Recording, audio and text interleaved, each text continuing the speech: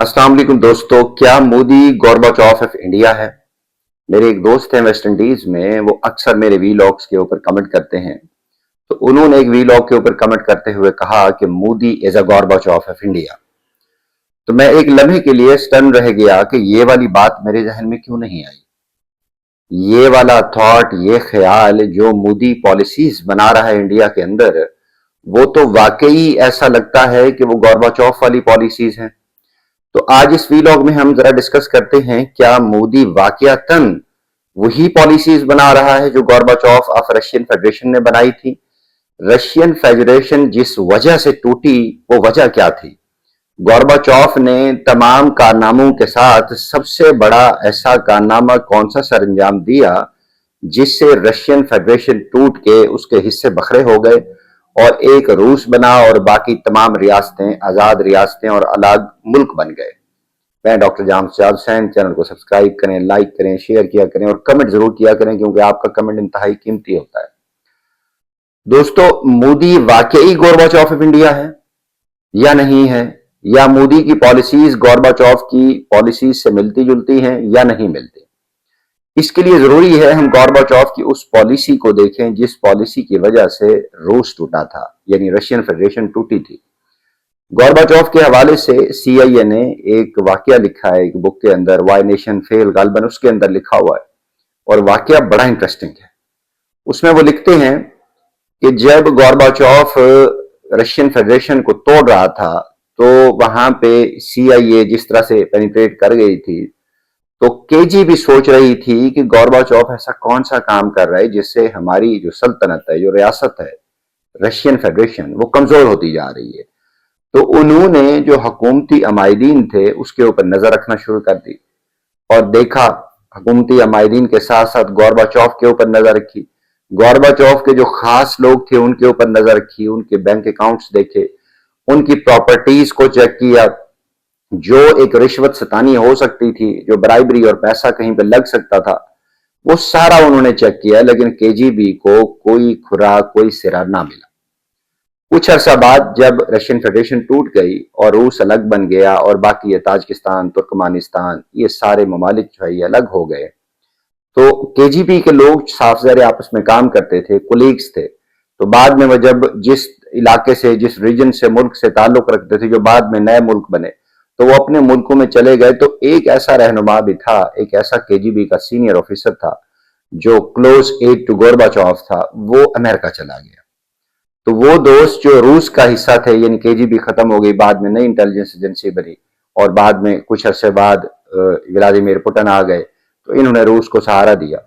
तो वो बंदा अमेरिका चला गया, तो उसके कुलीग मिलने गए उसको, तो इन्होंने देखा एक बड़े आलीशान विला में बैठा हुआ है और गाउन पहना हुआ है और उस अपने सहन के अंदर वो अखबार पढ़ रहा है, कॉफी का कप रखा हुआ है और वो उसमें मसरूफ है। ये उसको मिलने गए, जानते थे, एक कुलीग थे। तो जब उससे मिले तो इन्होंने कहा कि यार, हमें समझ नहीं आई कि अब तो हमें अंदाजा हो गया है कि तुम ही कुछ ऐसा काम कर रहे थे जिससे रशियन फेडरेशन टूटी। अब तुम जॉर्जिया से ताल्लुक रखते हो या तुम तुर्कमानिस्तान से हो या किसी और मुल्क से हो, तो ऐसा काम तुम कौन सा कर रहे थे और ये तुमने कैसे किया?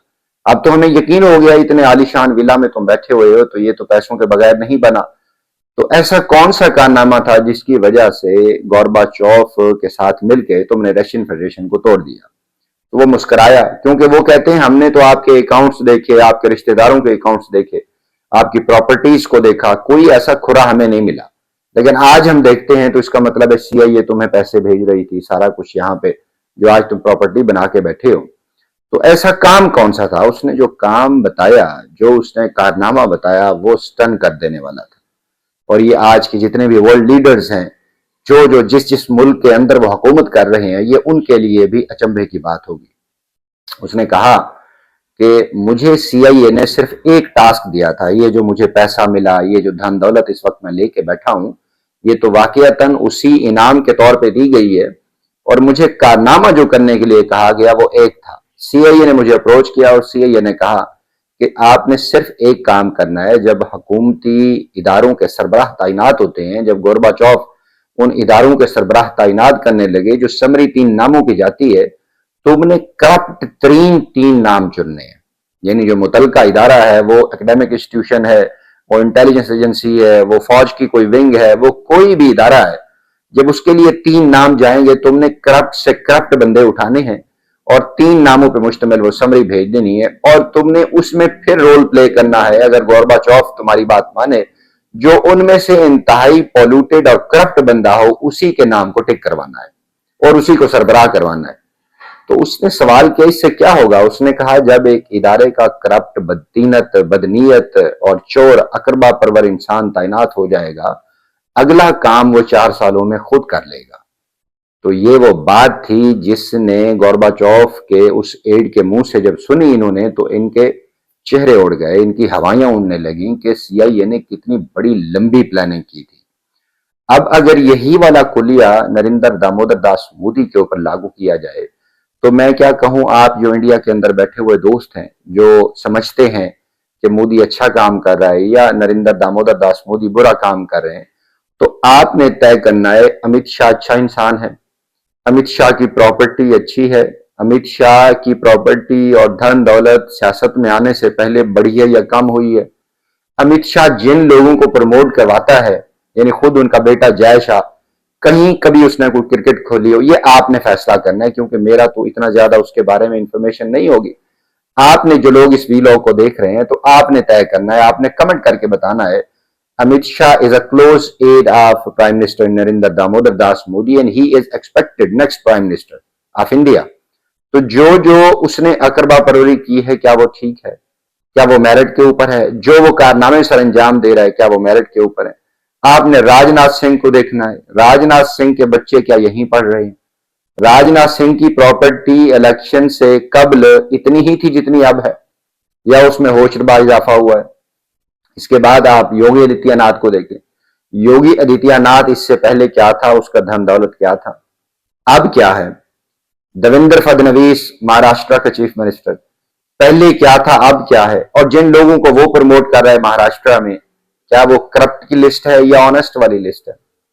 इस तरह आप दीगर जो आसाम है उसमें देखिए, आप बिहार के अंदर नीतीश कुमार को देखिए, क्या Nitish Kumar is a sound person?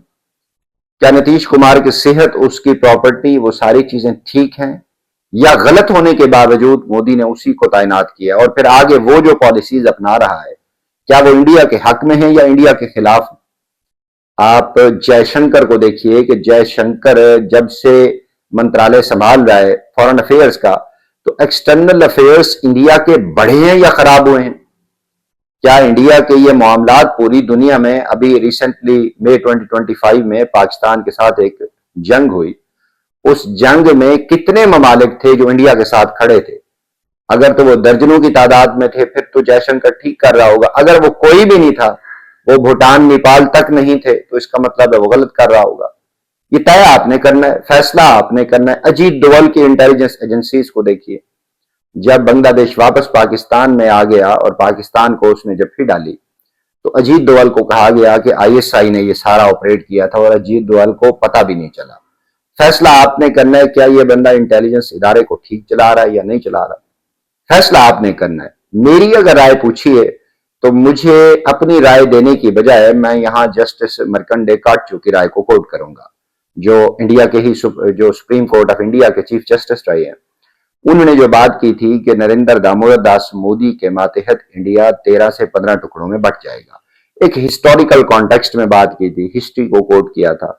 उन्होंने अपने से भी बात नहीं की थी, और वो सेम वॉइस है इंडिया के अंदर। ऑल दो कि पाकिस्तान के हवाले से वो कहीं ना कहीं बायसनेस का शिकार हो जाते हैं, और वो मैं लैक ऑफ इंफॉर्मेशन का मार्जिन दूंगा कि उनको वो एक्चुअल इंफॉर्मेशन नहीं होती, क्योंकि he is expose to Indian media. साफ जरा जो इंडियन मीडिया में चल रहा होगा वही ठीक होगा।